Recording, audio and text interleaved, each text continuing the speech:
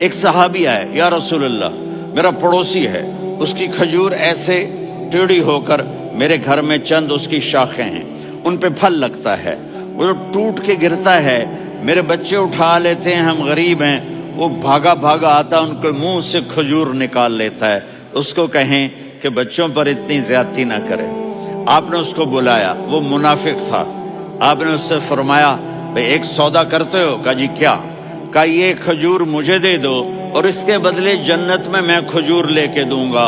وہ کہنے لگا یا رسول اللہ یہ اصل میں میرے بچوں کو بہت پسند ہے، کوئی اور کھجور ہوتی میں دے دیتا، یہ تو میری معذرت ہے۔ وہ تو منافق تھا، وہ اٹھ کے چلا گیا۔ ایک صحابی بیٹھے تھے،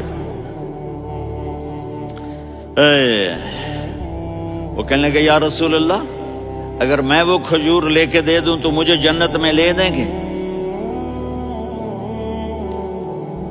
ان کا نام ہے ابو الدحداح۔ آپ نے کہا ہاں تو مجھے لے کے دے دے میں تمہیں لے دوں گا۔ وہ اس کے پیچھے چلے گئے، اے بھائی کتنے میں بیچو گے؟ میں نے کہا جا جا، میں نے اللہ کے نبی کو نہیں دی، تمہیں کیسے دے دوں؟ کہا اچھا بھائی منہ سے بول کتنے لینے ہیں؟ تو اس نے جان چھڑانے کے لیے کہا کہ اپنا سارا باغ مجھے دے دے، کھجور لے لے۔ باغ میں 600 کھجوریں اور یہ کھجور کسی اور کو دینی ہے۔ تو کہتا ہے پکے ہو، پھرو گے تو نہیں؟ کہا میں پاگل ہوں، میں پھروں گا؟ مجھے 600 کھجوروں کا باغ مل رہا ہے۔ انہوں نے کہا ڈن، کھجور میری باغ تیرا۔ وہ بھاگے بھاگے آئے، یا رسول اللہ میں نے سودا کر لیا۔ کہا کیسے کیا؟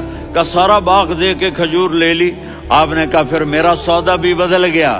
کم من عدق رداح ودار فیاح لأبی الدحداح فی الجنہ۔ میرے ساتھی میں اپنی آنکھوں سے دیکھ رہا ہوں کہ اللہ نے تیرے لیے جنت میں ایک گھر نہیں محل بنا دیے سینکڑوں، اور ایک باغ نہیں ہزاروں باغ تیرے لیے تیار کر دیے۔ یہ ہے ایمان کی نشانی، یہ ہے محبت کی نشانی۔